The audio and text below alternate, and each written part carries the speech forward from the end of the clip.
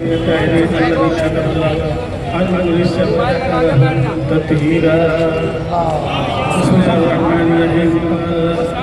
اللہ صلی اللہ علیہ وسلم الدنیا مزرعۃ الآخرہ. حضرات دنیا کو آپ کی کھیتی بتایا رسول اسلام نے، لہذا ہمیں اس دنیا میں برائیوں سے بچنا، نیکیوں پر عمل کرنا ہمارے لیے ضروری ہو جاتا ہے. ہم اس دنیا میں جہاں تک ہو سکے اپنے آپ کو برائیوں سے بچائیں، برے کاموں سے بچائیں، اور دوسروں کو خوش کرنے کے لیے، دوسروں کی بات کرنے کے لیے، دوسروں پہ صحیح کردار پیش کرنے کے لیے ظاہر ہے کہ ہمیں عمل کو کوشش کرنا چاہیے. لیکن روایت کو ملتا ہے کہ ایک نبی کے زمانے میں ایک نبی جو ہے اس وقت کا نبی اپنے ساتھیوں کے ساتھ، اصحاب کے ساتھ کہیں جنگل میں جا رہے تھے. تو رات کا وقت تھا، تو جنگل میں ساتھیوں نے کہا کہ سرکار یہ تو بڑے کنکر پتھر ہے یہاں پہ. کہا کیا ہے؟ کہ کنکر پتھر. رات کا وقت تھا، نبی نے فرمایا کہ دیکھو اس پتھر کو لگتا ہے تم اٹھا لو. کہا کیوں؟ کہا سنو جو اٹھائے گا وہ بھی پچھتائے گا اور جو نہیں اٹھائے گا وہ بھی پچھتائے گا. تو انہوں نے کہا بھائی ظاہر نے اٹھا لیا کہ نبی کا فرمان ہے اٹھا لو.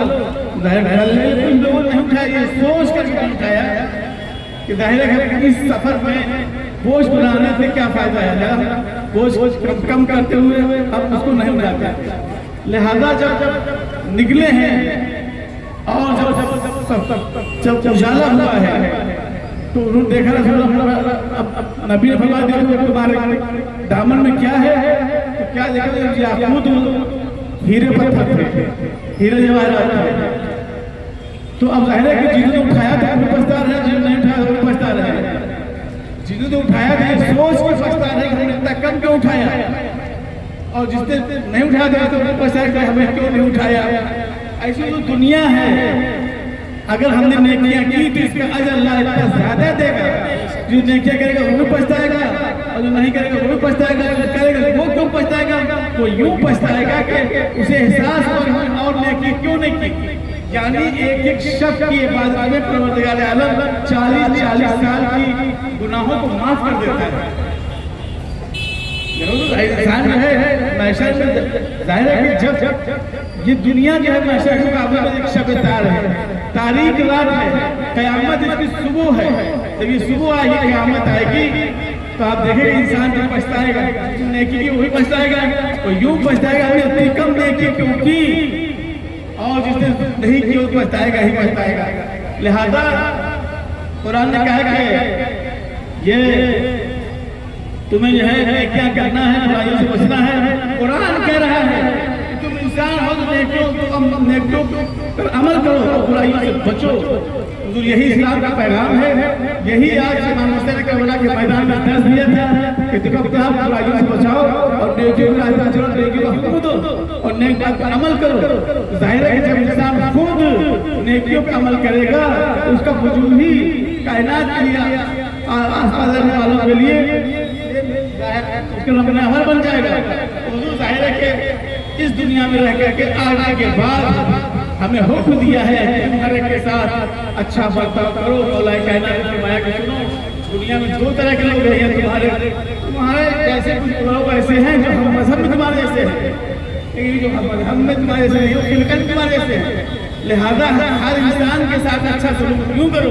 کہ تمہارے ہم مذہب ہیں ان کے ساتھ سوچ اچھا سلوک کرو کہ تمہارے ہم مذہب ہیں. اور اگر ہم مذہب نہیں ہے، سوچ میں اچھا برتاؤ کرنا ہے، یہ ہمارے جیسے ہے، خلقت ہمارے جیسے ہے. تو ظاہر ہے کہ یہ اسلام کا پیغام ہے، یہ آفاقی پیغام ہے، آفاقی مذہب ہے. پوری دنیا میں انسان قدر کرتا ہے اور قرآن کرتا ہے کہ آپ اگر نماہیا جس نے ایک انسان کو زندہ کیا اس نے پوری انسانیت کو زندہ کیا. اور جس نے ایک انسان کو قتل کیا ہے اس کا ٹھکانہ جہنم ہے. اتنی سخت وعید کی ہے اللہ انسانوں کو، مسلمانوں کو کہ سنو ہمیشہ اچھائی کے راستے میں چلو، اب برائیوں سے اپنے آپ کو بچاؤ. حضور کربلا کے میدان میں حسین نے یہی پیغام دیا تھا. کربلا کے میدان میں حسین عاشور کے دن کہتے ہیں کہ جو عاشور کا روزہ ہوتا ہے، لیکن اگر روزہ ہوتا عاشور کا تو کربلا میں حسین بچے پانی نہ مانگتے، پانی نہ مانگتے، مجھے پانی دے. کربلا کے میدان میں پانی بند کر دیا گیا تھا. چھوٹے بچوں کو کا پیسہ رکھا گیا تھا، اور کربلا کے میدان میں جتنے بھی شہید ہوئے وہ سب بھوک اور پیاس کی حالت میں شہید مارے گئے۔ روایتوں میں ملتا ہے کہ حسین نے سارے جانثار، سارے اصحاب، سارے اجزاء ایک دوپہر میں شہید ہو گئے، قتل ہو گئے، بھوکے پیاسے مار ڈالے گئے۔ تو ایک بار حسین کربلا کے میدان میں آتے ہیں، رز پڑھتے ہیں اور دنیا کو بتاتے ہیں کہ دیکھو خاندان نبوت کے بچے کس طرح جنگ کرتے ہیں، بھوک پیاس کی حالت میں امام حسین کربلا کے جنگ اور آخری وقت ہوا ہے کہ روایتوں میں ملتا ہے کہ امام حسین گھوڑے لگا رہے اتنا زخمی کر دیا تھا لوگوں نے، یعنی سوار دوش پیغمبر کو جس نبی نے حسین کی زلفوں کو سوارا تھا، حسین کے کندھے بٹھایا تھا، اسی نبی کو اشقیاء نے چادر سے گھیر دیا دشمنوں نے اور وار کرنا شروع کیا، اور اتنا وار کیا کہ حسین دائیں طرف آتے تھے، کہیں بائیں طرف آتے تھے۔ دائیں بائیں آنا کیا مطلب ہے؟ روایتوں میں ملتا ہے، مقاطع کتابوں میں ملتا ہے، جب امام حسین دائیں طرف گرنا چاہتے تھے تو دائیں طرف والد نظر لگا دیا کرتے تھے، اور جب بائیں طرف سے گرنا چاہتے تھے تو دشمن بائیں طرف والد نظر لگا دیا کرتے تھے۔ امام حسین نے گھوڑے سے جھک کر کے کچھ کہا، گھوڑے نے اپنا گھٹنا زمین پر ٹیکا، امام حسین کو دھیرے سے تمہیں کربلا میں اتار دیا۔ روایتوں میں ملتا ہے کہ امام حسین شروع میں کھیل لیا، بھاگی ہوئی پہنچی اور امام حسین پہ بات کرنے لگی، امام حسین کو زخمی ہونے لگی۔ حسین اتنے زخمی ہو چکے تھے کہ جدھر نگاہ اٹھاتے تھے وہ دیکھتے تھے بلائی نظر آ رہے ہیں، اور وہ منزل آئی کہ امام حسین جب میدان کربلا میں نظر کرتے تھے تو وہاں پہ شہداء کی لاشیں نظر آتی تھی، اور چھوٹے بچوں کو دیکھتے تھے، کربلا بھوک کے پیاسے بچے سے خیمہ کھڑے ہوئے تھے۔ لیکن روایتوں میں تک پیاری بہن زینب یہ منظر دیکھ رہی تھی، وہ تلے زینبیہ پہ آتی ہیں، اتنے میں کیا دیکھا کہ شمر آگے بڑھ رہا تھا اور امام کے قریب آیا تو جناب زینب فرمایا کہ میرے ساتھ کھڑا ہوا دیکھ رہا ہے اور میرا ماجایا ذبح کیا جا رہا ہے۔ روایتوں ملتا ہے کہ ہاں کربلا کے میدان میں شیر نے وہ ظلم کیا ہے کہ کربلا میں زلزلہ آنے لگا اور آگ کا پانی اچھلنے لگا، اللہ قتل الحسین بے کربلا، اللہ الحسین بے کربلا کی آواز میدان کربلا میں گونجنے لگی۔ حضور کربلا میں ظاہر ہے کہ حسین کی شہادت ہو جاتی ہے، حسین شہید ہوتے رہے اور پیاری ماں کی آواز آتی رہی، اے شیر میں بچوں کیوں قتل کر رہا ہے، کیوں ذبح کر رہا ہے، میں نے حسین بھی چکے پیس کے پالا ہے، میں نے بڑی مشقت سے پالا ہے۔ روایتوں ملتا ہے کہ بی بی جناب فاطمہ زہرا کی آواز آتی رہی، سبر کا خنجر چلتا رہا، حسین کی شہادت ہوتی رہی، اللہ قتل حسین بے کربلا۔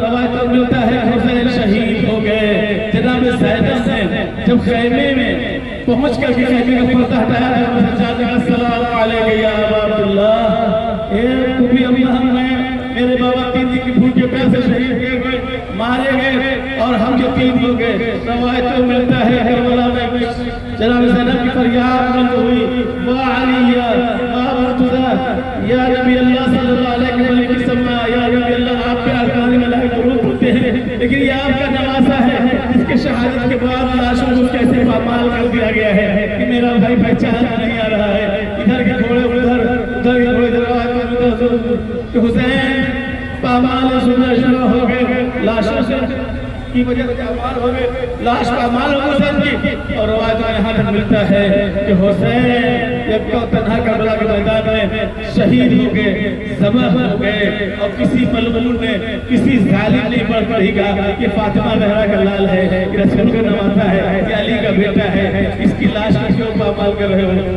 آج آدارو یہ حسین کی یادگار ہے جو آج یادگار بناتے ہیں کربلا کے شہید ہونے والوں کی یاد برقرار رکھتے ہوئے کہہ رہے کہ ہم جو ہے یہ پیغام دیتے ہیں، ہم نے پیغام کہ ہم ظالموں کے ساتھ نہیں ہیں، ہم مظلوموں کے ساتھ ہیں، جہاں جہاں ظلم ہوگا ہم مظلومین کے ساتھ ہیں، ہم جو ہے ان کی حمایت کریں گے، جہاں جہاں ظالم کی مخالفت کریں گے۔ یعنی اسلام نے حکم دیا ہے کہ تم ظلم کرو اور نہ ظلم برداشت کرو اور نہ مظلوم بنو اور نہ کسی پہ ظلم کرو۔ حضور ظاہر ہے یہی وہ آواز ہے جو کربلا کی آواز گونج رہی ہے، ساری دنیا میں پیغام پہنچ رہا ہے، اور آج اس جلوس کو یہاں تک پہنچانے میں علاقے کے عوام نے جو یہاں شرکت کی ہے اور جو تسلی کا مظاہرہ کیا ہے، اور اس کے علاوہ پرشاسن نے جو اس کامیابی کے ساتھ کو یہاں تک پہنچایا جائے مدد کی ہے، ہم سب ساتھ کا شکریہ ادا کرتے ہیں کہ ہم جو ہے کمیٹی کی جانب سے،